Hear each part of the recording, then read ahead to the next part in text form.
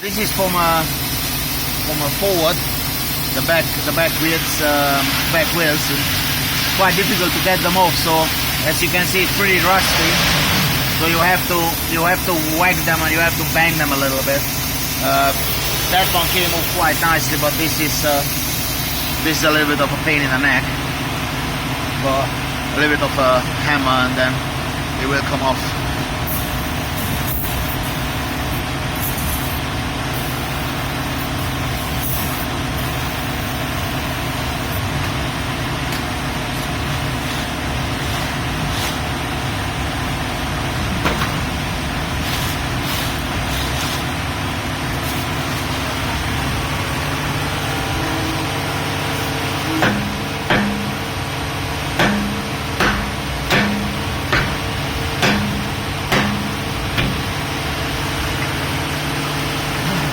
Right guys, so this is the situation. We got the wheel off. I mean, you really need some sort of hammer to go and check this out.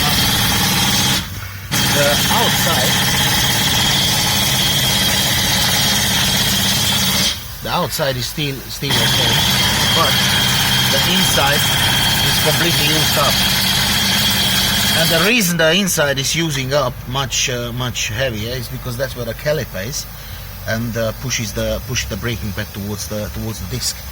So it's a bit bad because obviously this steel has some life in it, but then again you have to change it. And just a little information: this is for the ABS. So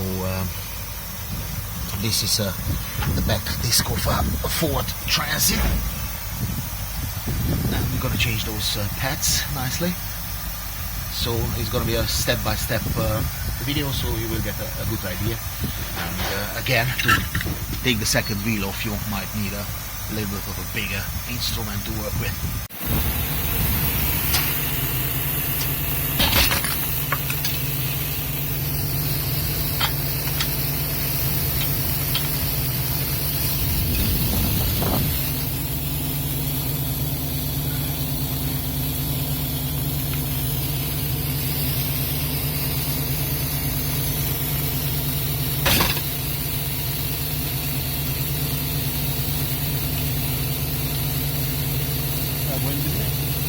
Yeah, gave up already.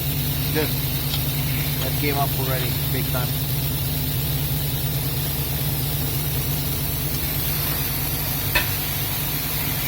That's it. Awesome.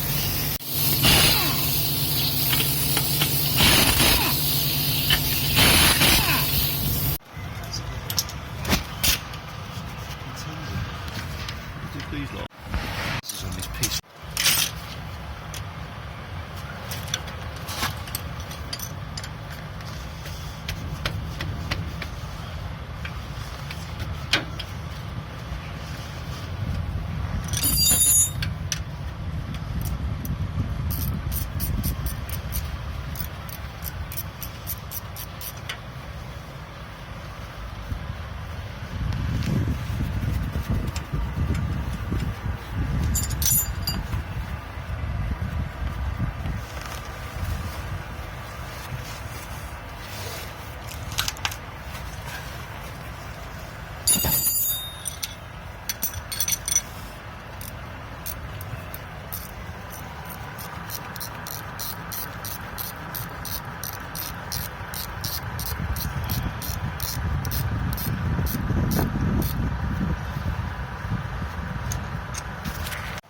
Right guys, so you have to remove this screw from here, one of the screws. So it's right there, and then it's another one from the bottom.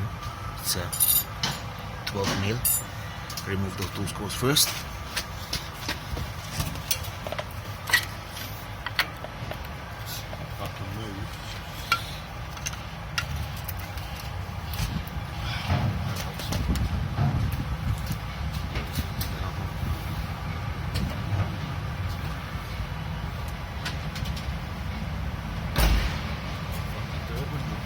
Yep.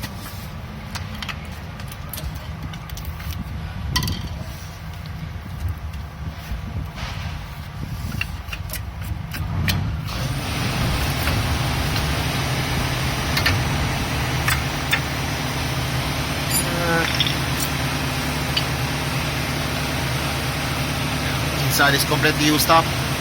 Almost. The outside is still reasonable, but not much meat left. So on a working van, of course, always look after it, always change it, because if you have the weight going on and you don't have the brakes, it's not a good feeling. Yeah, as you can see here, the inside one is pretty much used up. The outside has still some life, no doubt, but you don't really wanna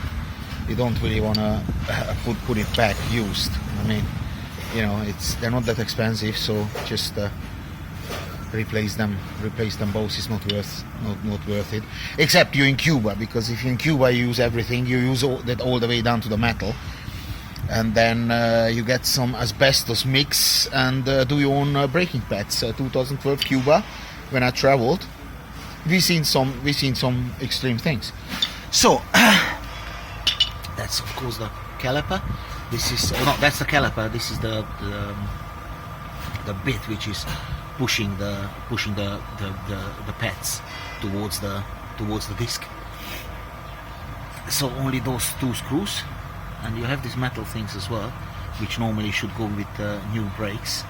And you put some copper grease in here, so the brakes can freely move around.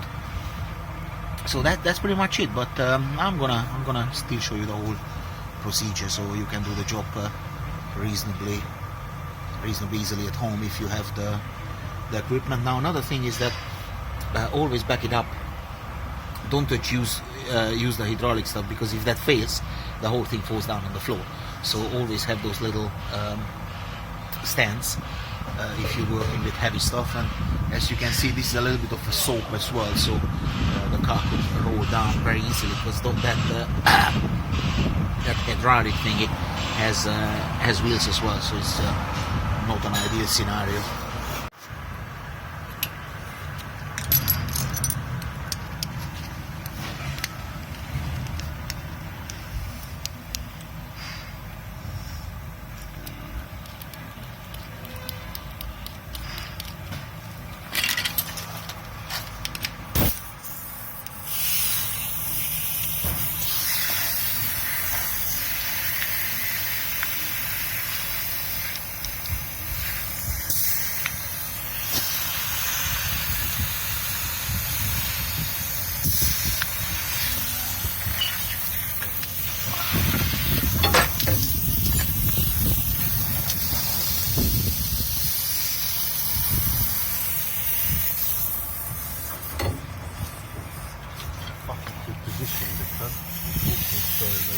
Don't worry about it. It's okay. It's just an idea, you know.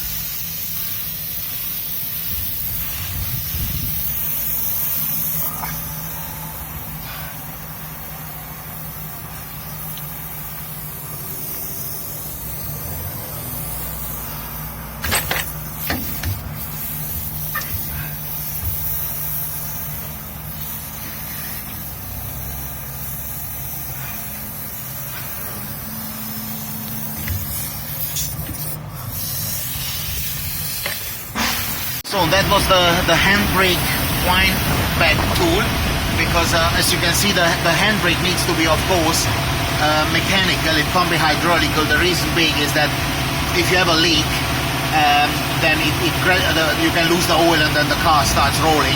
Of course, I mean, the cable can snap as well, but then you would know straight away. So by law, all the handbrakes have to be mechanical. And before you put in the pads, you have to wind it back, because otherwise you won't be able to put the pads in. So that's a little extra here. This is a pneumatic tool, but you have mechanical tools as well. So you don't need a compressor to do the job, but it of course it helps.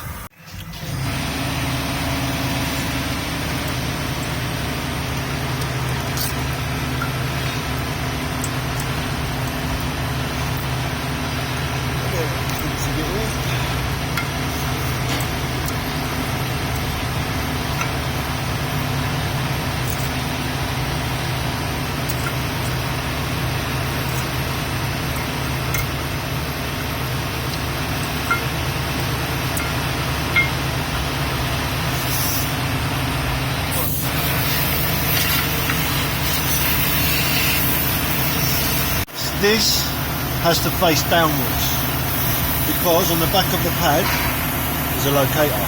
Right. There, yeah? Okay. That needs to locate in here.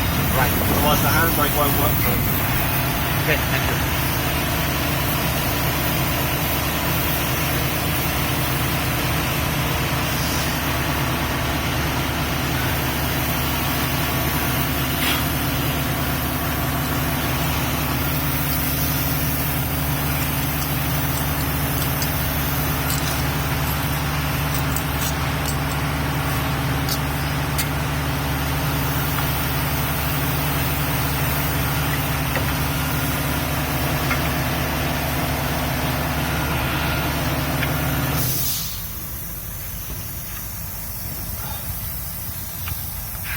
Go. And the screws, that's it. That's all.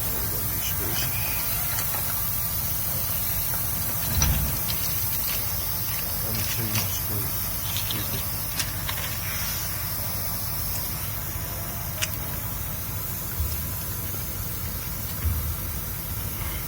12 millimeters, guys, just for you to know. They're 13. They're meant to be 13. It is 13. Well, they're meant to be 13. Or meant to be, but that was, yeah. They use the 12s. We use the 12s here. But Just a quick one. This is how it should look like. So we've got here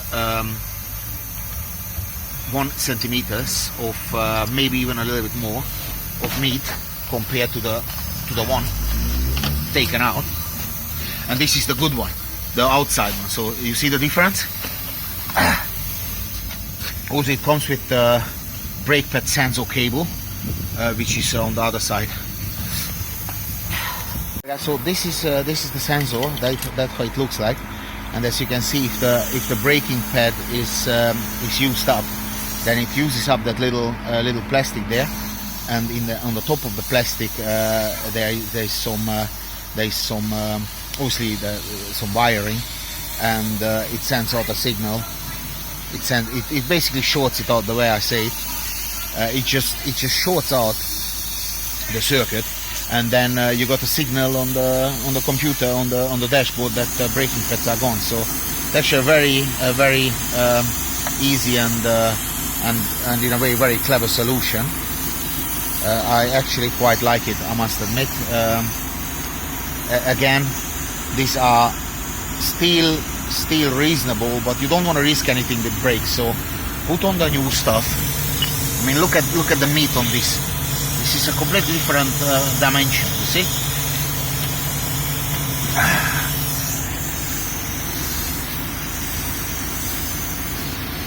Right, and that's how it looks like new. A couple of wires, connectors, and it just shorts out the circuit, the metal, and then you've got the message that it's all screwed. Right, Ford Transit, and we've got here the problems.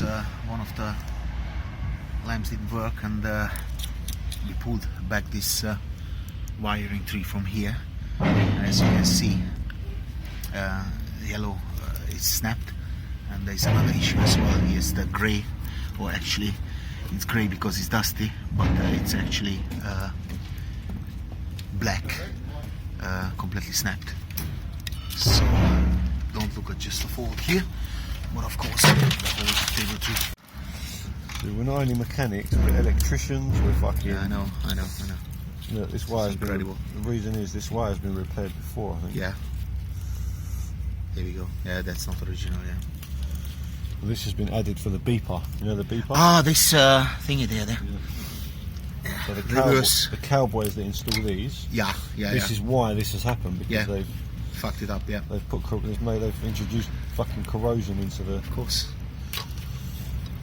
Yeah. Didn't do it properly, and the water penetrated, and they just corroded the wires. Look at that. Wow. Well, that is a dodgy job, yeah. That is a dodgy job. Man, this guy with a fucking 3 Series. CV boot change on a Ford Focus. As you can see, it's completely ripped up. The CV boot is around 10 pounds, so it's well worth to do it, because otherwise you would need a whole CV joint, which is going to cost you much more, not only in labor, but also in parts. So always check that boot. If it's damaged, then get it to a mechanic, get it sorted. It's very, very important, because those CV joints can be £150 each if you don't have an account with a car parts seller. That's how the CV joint looks. So we put in a new grease, and then the new boot gets on it. So you have to make sure that boot is always fine, because if dust and little stones and sand goes into this joint, it's gonna wear itself out very, very, very easily. And now I show you the tool for the CV joint to be popped up. So that is the boot for that particular car. Let's open it up. It comes with the grease, and then it comes also with the clamps. So this is the clamp, small from this bit, and then the big one for the top. It's very, very important that you put in the grease. It's extremely important. And this is the tool for the boot. It's just compressed air. And it opens it up. I'm going to show you when it's done. This is the boot. Just have to cut it open, and now it's getting on.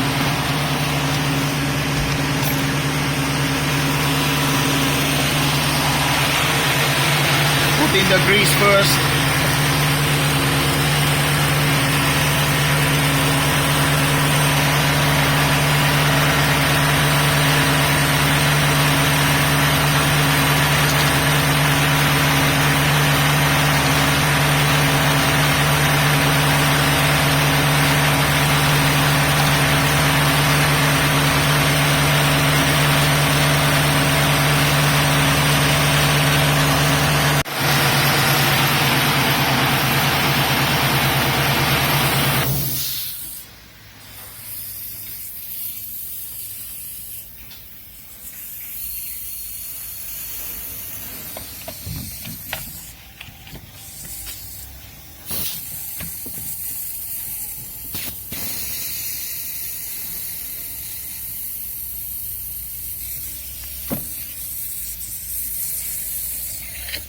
Looks pretty easy if you have the right tool and you know what you're doing, eh? To me, that one. They promised them to me before he died. Yeah, we promised them all of them.